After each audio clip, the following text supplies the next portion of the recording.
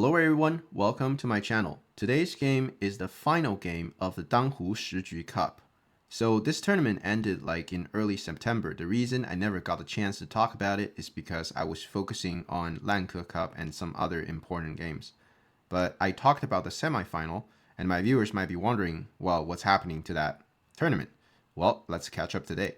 The black player is Jiayang 9P, one of the top professionals in China. He's definitely in the top 10 right now. Huang Yunsong has a bit of a lower rating, but definitely in one of the top professionals from China as well. If he can make it to the final, that means he's extremely strong. So Jiayang is playing as black, and Huang Yunsong is playing as white in this game. And the game starts out like this, where black plays the small keima, and white approaches, black plays another keima defense, and here white decides to play the shoulder hit variation. I personally don't understand too much about this shoulder hit. I don't really I know how to kind of play or defend against this type of move, but I don't quite understand the fundamental idea behind this type of move. That's why I pretty much never play this move in my games. So here, black decides to crawl on the third line. You can also block over here, there's no problem. It's just a matter of preference. The next move, white comes back and play the 3-space extension, which is a very nice idea because you don't want to respawn locally right away because your stone is very light. Black approaches, and here white follows up, right? So this is the follow-up for white. The idea is to over-concentrate black. For example, in the actual game, black decides to extend the stone back, and this allows white to play the keima for both stones. And we can see there's a little bit of over-concentration for black. But of course, this doesn't mean that black is falling behind. Black has a very solid corner, and therefore this is very equal. Black now presses on top, white crawls, and black extends. And here white plays out the keima. Now, for my viewers who want to understand a little bit more about when to play the keima and when to play the jump, what I can say is that, first of all, they're most of the time will give you the same win rate, but I think the keima is easier to manage. Because when you jump, you do have to later worry about this type of variation where black attaches into the corner, and you have to deal with this properly because you have 2 cutting points. That's first thing, right? First thing we look at, it's about familiarity. Do you know the theory enough to play the jump over here? Now, the other thing is that when you play the jump, a problem that you might have is black can press you a couple times on top, which is quite painful. Especially if black is trying to build on the bottom in a very urgent way, right? So if you don't want black to have these type of sentes, you should play out a keima. And thirdly, I think it's the most important point, is that when you jump here, not only you're trying to get your corner out, but you're trying to build towards the right side, right? Because later on, you have the follow-up of attaching black. For example, if white was building on the right side, then white can definitely push like this, and this is going to build a very nice moyo. But obviously, we should choose keima in this scenario because we can see there's really nothing to build because black is rock solid waiting for you here. That's why white plays out the keima in the actual game. So this would be my the best way I can explain the keima versus the jump defense. All right, let's see what happens. Black obviously takes the approach. That's the biggest move. And white plays a 3-space high pincer, a very active move. If white simply defends, no problem with that, but black will probably get back with the extension, and this makes black quite comfortable. Huang Yunsong plays very proactive and decided to pincer like that. And we have a very normal joseki playing out. So it plays out like this, and white chooses the modern variation. Now, a lot of viewers might still love the traditional variation, which is totally fine, right? Your win rate is probably gonna go down 1-2%, but who cares, right? We're humans, we're not AIs. So the idea of playing the crawl over here, right? Some of us might be wondering, well, this looks a little off, right? Like white's position looks like there's some weakness over here. But if black actually extends right now, that wouldn't be a great idea because white can crawl and then come back and connect. Black has to jump out. Black cannot allow white to turn here. Well, we can see the result of this is these exchanges are not necessarily good for black because it makes black a lot heavier than before, right? If you didn't make these exchanges, you probably don't have to save the 1 stone. But now you made your 1 stone into 3 stones, And if white is able to capture these stones, then it's more serious. So that's the idea of black not extending out, right? You won't see this in a lot of Kifu. Yeah, if you follow professional games, you won't see this type of move a lot. It's because of that. Black does not want to make itself really heavy. That's why the joseki move is for black to jump out. White harness, and here black plays out the 2-space extension. That is a must-play move, right? Imagine white gets this type of move, right? Very comfortable and attacking black. So black cannot allow that, therefore black plays the 2-space extension. And now white plays the kick in the corner. This is a very big move. I really like it because I find it very easy to manage for especially for us, the amateur level players. But this move is actually slightly slow when you check with AI.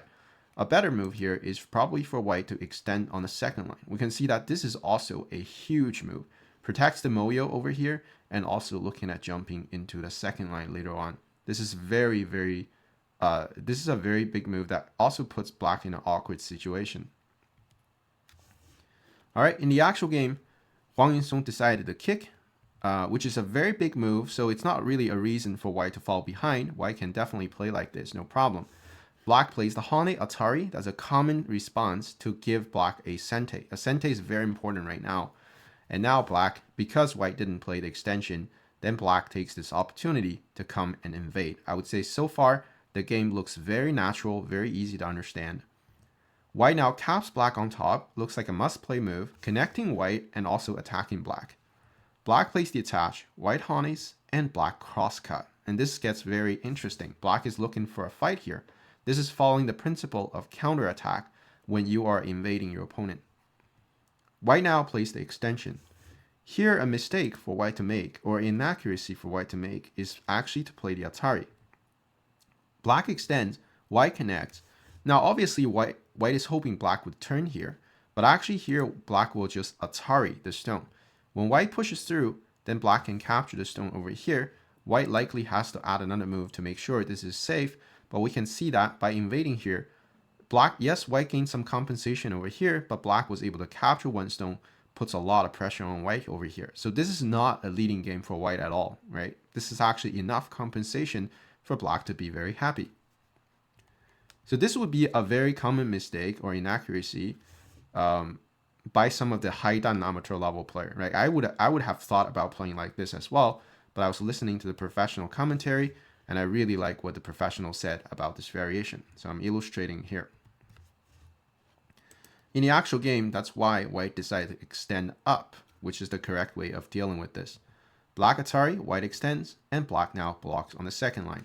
Here, white cannot just, white cannot just sacrifice the 2 stones, right? That would be the same results as before, right? And it's even worse because black is thicker. It means that this guy is pretty much dead.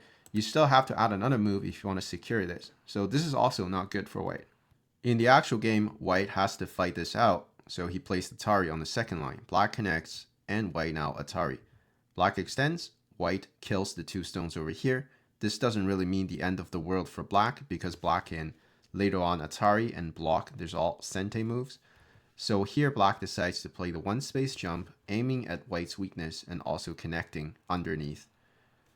So here, white really wants to disconnect black, but actually there isn't really a good way tactically. If you play the extension, then we all know black can simply hane and connect back home. If black plays the block, this looks like it's gonna disconnect black, but actually black has a very nice tactic, that is to attach and then hane. Here white pretty much has to give up. If white continues, then black can cut. White Atari, black Atari on top, white connects, black Atari, and this is all forced. And at this point, black can simply Atari and connect on top. The result of this is that first of all, white needs to spend moves to deal with the group over here to make sure it's alive. But then when you look at the outside, the 2 stones here are very weak, and also the 3 stones here will be in trouble because black extension is a sente, right? There's a ladder over here. So this is not going to work for white, obviously, because white is just broken into pieces.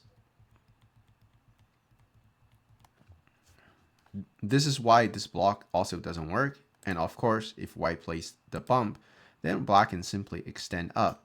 And we can see there's a push and cut, and there's also a lot of weakness in the center. So it's not easy to catch black right now. In the actual game, white decided to temporarily abandon that idea and just extend towards the outside.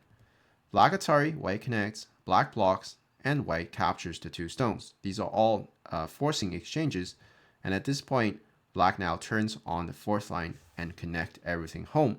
Not only black managed to connect home, but also killing the stone and securing a lot of territory. So the result of this is that this is an influence versus territory game, where white has a very thick outside and black has a lot of territory. The next move, Huang Yunsong plays the netting move to kill the 3 stones here. This turns out to be the first mistake of the game. Now the reason this is a mistake is actually very easy to understand, because it's not necessary and it's really slow, right? First of all, we can see that white's group over here is actually quite safe because it's very strong already, right? There's a lot of stones connecting. But then when you look at white's group over here, it's also quite strong because white can slide into the corner and make the second eye anytime with a lot of points too. So then there's no point in, protecting the weakness by capturing the 3 stones. When you capture the 3 stones, they're 1, 2, and 3 peeps, right? Later on, what's going to happen is black can use this kind of stuff to make you into 6 points. And of course, before black does all that, black will Atari and make sure you capture. Make sure black gets the exchange. So at the end of the day, it's really just 6 points for white and some thickness, but it's really not worth a move right now. And that's exactly why this was a mistake. All right, so white now plays the clamp. And next up, we have black playing the 2-space extension and protecting a lot of territory over here. And at this point, black is slightly ahead because of the inaccuracy or the slow move that white played over here. White now plays the Keima, looking at the attach over here. And here, black plays an exchange and another exchange over here. So black, the idea for black to play like this is to cause a little bit of aji before he push over here to make white thicker. White Hanes, black Atari, white connects, and here black push over here, right? So now we can see that white's very thick here, and then these moves are just trying to over-concentrate white. It's a very nice sequence by black. And the next move, black obviously comes back to jump, right? Not only strengthen the 2 stones here, but also building some territory on the bottom. So at this point, if white just lets everything over here become territory, then obviously that's not acceptable for white. And therefore, the next move, Huang Yunsong decides to go for the invasion on the 4th line, which is a very strong move. If you want to dive deeper and support what I'm doing, check out my Patreon. I regularly post exclusive high-quality content on josekis, pro game breakdowns, and even full courses. Stuff you won't find anywhere else. The link is in the description. Thanks so much. Let's continue. So tactically, for black, it's impossible to kill white stone over here because black shape is very loose, right? It's double 2-space extension on the 4th line, plus a little bit of weakness. There's a push and cut over here. So it's unrealistic to really just kill white over here. What black should have done at this point is actually to have a very flexible mindset and just play soft moves like extending on the 3rd line. Right? And this is something that we should kind of learn. And this is something I definitely learned from this game, is that when you go in for an attack and you can't really, either, get great results or kill your opponent, then a lot of times you should focus on what's important, right? What's important is your main territory over here. And also the fact that white still didn't get back home means that white still has to spend move dealing with the stone over here.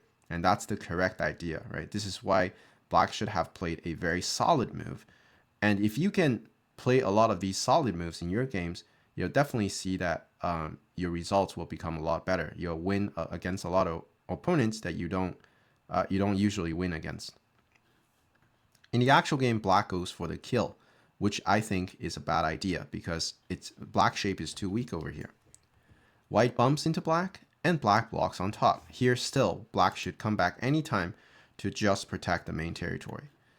But Jiayang in this game decides to go for aggression, and here white plays the Hane, and it's quite difficult to deal with. Black connects, and white now Hanes. Black plays out the double Hane, which is also a mistake. The correct move, which is very difficult, right, for human players to find, is to actually extend. Because obviously our teacher tells us when you have this kind of shape, the double hane is the shape move. But here black should have extended, making sure that he doesn't have weakness on the outside. And then white needs to figure out how to live in here, right? And because black, so even if white can live here easily, black can gain a very strong outside, and then black can look at the attack over here. All right, black can, so for example, white's correct move is probably to attach at this point, and then play out this type of move. And white can live very comfortably, as we can see. But the problem is that black can now go for this kind of attack because black is flawless over here, right? So black needs to get compensation back by playing this type of move. So that's a correct idea for black, but obviously very difficult, right, for human players to know that this is the right idea. In the actual game, black plays the double hane, and white pushes and extend. And at this point, it's already very difficult for black. Because this is a sente, black has to connect on the third line. And here, white simply plays out the most vulgar sequence, just atari atari, which is usually a very bad sequence for white. But white now plays out the tiger's mouth. And all of a sudden, we see very clear two eyes for white with a lot of points. And black is just falling very behind because white lives so easily on the side. And the reason exactly, as I mentioned, some of the very forceful moves that black played trying to kill white, they were not correct. And that leads to these consequences. And the worst part is black has to come back and attach here. Otherwise, white is going to Kosumi out and cause insecurities on both groups. So black has to fix this stone here. White wedges, black atari, and now white connects in the center. And black turns, that's a sente. And the correct move is for white to play the hane, right? So a lot of times, some of my viewers might think about extending like this. Well, this would be a bad move because it's a move that only defends yourself, right? You always want moves and not only defend yourself, but also put max pressure on your opponent, which is the hane here. So at this point, black is definitely behind, and Jiayang, as someone who's a 9-dan professional, obviously realizes that. And he goes for a very fierce fight. He decided to connect over here, looking at double cutting points. White extends towards the right side, and black now jumps over here. So at this point, I was really curious because I didn't understand why black couldn't cut here, right? Because I was reading it, and I was like, yeah, this tactically works, right? I look at it for a few minutes, I'm like, yeah, I'm pretty sure this tactically works because I'm looking at the ladder over here. I'm also looking at cutting over here. So white is going to lose one of these groups. But apparently, this variation is okay for black, but it's not ideal because here white can simply jump like this and just sacrifice the 3 stones over here. If black decides to cut, then white can get the compensation back by starting to weaken black over here. Black has to connect in this way. White captures and black now captures over here. The result of this variation is actually not so great for black because black simply captured some just 3 stones over here, which is just some points. But what white was able to get is a Panuki here in sente, right? This group is not like completely alive. And also now white kind of has a sente to now fix the stone over here. So at the end of the day, it's not really a great variation for black, even if it tactically works. This is why in the actual game, black decides to jump out instead because black didn't like the variation of simply cutting there. White now connects, preventing the cut, and black connects in the center. White now comes back to connect. Well, this is a must-play move or else black is going to cut. So at this point, black has to turn on top, making sure his group here is comfortable. And white plays the bamboo, it's the shape move to deal with the weakness. Black plays the keima, white attaches, black pulls the stone back, and now white extends on the first line. I really like this move because it makes sure that white is completely alive. We can see that white's stone getting captured here is an eye, and there's definitely another eye over here. So white is completely alive, and it's very clean, right? Especially when you're ahead, you want to play these moves that are very clean and clear. All right, black comes back in Atari, white connects, and here black plays the tesuji of the game. This is an absolutely brilliant tesuji. And it's worth explaining why this is so good. The idea of playing the attach is actually for endgame purposes. Now, let's say without the attach.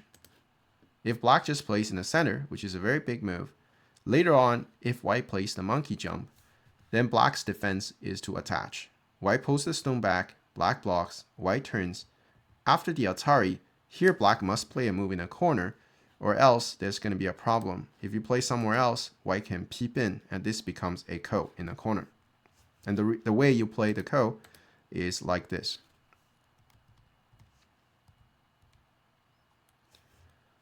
So black has to jump into the corner, and the way we count the corner territory is that we just simply assume that this is going to happen, right? Because this is a fair trade. So black now has 7 points in the corner after the exchange, and white has 8 points, right? We just need to count it, and it's 8 points. So remember that black has 7 and white has 8 points. Now let's look at when black attaches. Well, this is a sente, right? I'm looking at the snapback, so you have to play the tiger's mouth to kill the stone. Well, so now, in the actual game, black also connected on the outside. Now if white plays the, now let's assume, obviously white won't play it right now, but let's say white plays the monkey jump. Let's see what happens. Here black has a tesuji, that is to jump. White pushes, black blocks, and white cuts. And here black in Atari. When white captures, black Atari, and we can see all of a sudden the magical thing happen.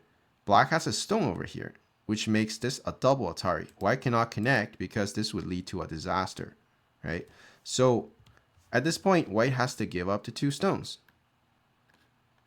which means that later on when we count the points, it's going to look like this. Black takes, white captures back. So in terms of capture, it's the same. Black captured 2 stones, and white also captured 2 stones in the process. But now we can see, so it used to be black has 7, white has 8, okay? And now white has 1, 2, 3, 4, 5, 6. White has 6, and black has 1, 2, right? 8, right? 1, 2, 3, 4, 5, 6, 7, 8. So that's 8 versus 6. Used to be 7 versus 8. So in the process, with this move alone, black was able to gain 3 points for free. So that's definitely one of the highlight of this game, is this beautiful attach over here, right? If you forgot about the attach, then it's 3 points gone for you for no reason. All right, so in the actual game, white blocked here, and black connects in the center to prevent the Atari. Next up, we have white taking a very big endgame. Black captures, white captures, and this is a sente. Black has to connect here. A common mistake for some of my viewers might be just play the double tiger's mouth. It looks very nice in terms of shape, but later on white has a clamp. That's a very serious endgame, because when you extend, white can push out, and this could easily lead to collapse for black. But of course, if you have to block here, then white Atari, I mean, that's just so bad for endgame, right? So that's the reason why black simply connects. That's the correct move to play. And here white jumps on the 4th line. So at this point, the game is leading for white, obviously, because white was able to gain so much profit by leaving this group. Even if with black's tesuji over here, black manages to come back a little bit, but not enough to just to bring this game back to equal. White now hops over here, and black plays the keima, right? That's a very big territory move. And white now hops towards the center. Black also hops towards the center, looking at cutting white off over here. So white defends. Black now comes back to play in the center, because black really wants to extend like this, but is there some problem over here when white plays like this? So black is worried about the center group. That's why in the actual game, black plays out a move. White hones, black extends, white pushes, black blocks. And here white exchange 1 move in the corner and come into the center. Black plays the keima, and then they played a push and cut in the center. After time suji, black Atari. White extends, black Atari, and here white squeeze Atari. Black captures, white turns, and pressure the 2 stones over here. These are just some exchange in the center where black gained a little bit potential for territory over here, and white also gained a little bit for himself. So kind of an equal trade.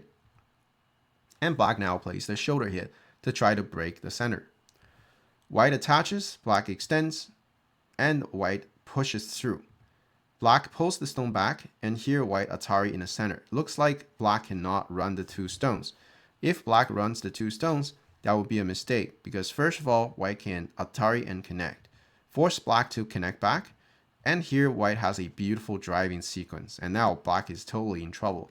Because if this happens, that means that these 2 stones are dead. Even if white lost some points over here, doesn't matter. If these 2 guys are cut off, it's game over.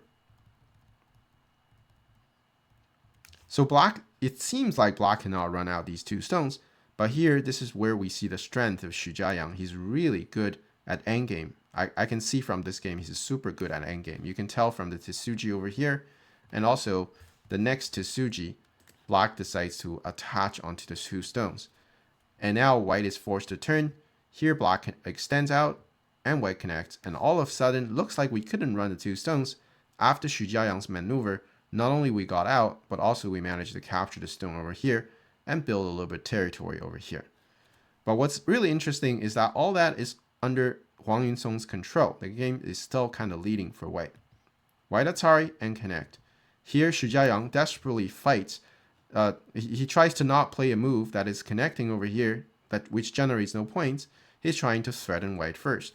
White connects, black bumps into white, that's a sente, and here, black plays the most efficient move instead of connecting here, because this is already alive, so black plays a jump here to enclose more points. Very well played by Jiayang. You can tell like the endgame is very strong. White turns, and black now also play the empty triangle. White now cuts, black has to live here, and white plays the hane. Here white cannot really kill black. If you play like this, then black just has enough time to live with 2 eyes. So there's no point for white to play like that. So in the actual game, white just plays the hane, and black lives with the kosumi. White now pushes, and here black has to come back and fix the problem. White now comes back to Atari on the second line. This is a lot of territory. And black Atari, white captures. Black now plays the kosumi at the 2-3. White now plays the triangle. Black jumps. So we have some endgame going on. And here black plays out the kosumi over here. The reason black plays out the kosumi over here, it looks a little weird, but it's actually very well thought. Because if you come into white's center, then white is going to play kosumi here. That's a very annoying move. It's looking at throw in here, right? And also protect a lot of territory over here. So the value of this move is not as big as the kosumi here. So you can tell Jiayang is a very good endgame player from this as well. But since you took one of them, then I'm definitely going to take the other. So I'm going to build a center. And here Jiayang plays the attach. White hanes, black connects. And after these exchanges, black pushes, white blocks, and black attaches. And white push, black hane, white bumps into black, and black now connects. I think the sequence is super well played by black as well. Black somehow managed to break the center. And when white connects, black can simply cut over here. If white goes for the push and cut, then black has a hane to get home. If white connects, which he has to, then black can connect like this, and we can see that white cannot cut anymore. So very well played sequence by black as well. Unfortunately for Jiayang, it's still a leading game for white, despite all the endgame maneuvers he's doing. All right, so at this point, white plays the squeeze, black Atari. Went a bit fast. All right, so black Atari disconnecting white. White has to fix the weakness, and black also plays this move to fix his own weakness. And at this point, white connects, black connects, white plays the hane, black plays the triangle, and after an exchange, white finally comes back. White finally gets the chance to breathe and come back and take a very big endgame. That is the Keima over here, right? The value is very, very big here. So at this point, the players are still playing some endgames, but those didn't matter for the win and loss. At this point, white is just ahead in this game. And eventually, Jiayang decided to resign because black didn't have enough points. He's not behind by a lot, probably by 2 points, but 2 points for professional players like them is impossible at this this kind of late stage of the game. So I think overall, both players played super high quality game. The losing part was really when white invades black, black should have stayed calm and just let white live and protect what was important. But since black forced the kill, white was able to live in a super comfortable and efficient way. And at that point, black was already very behind.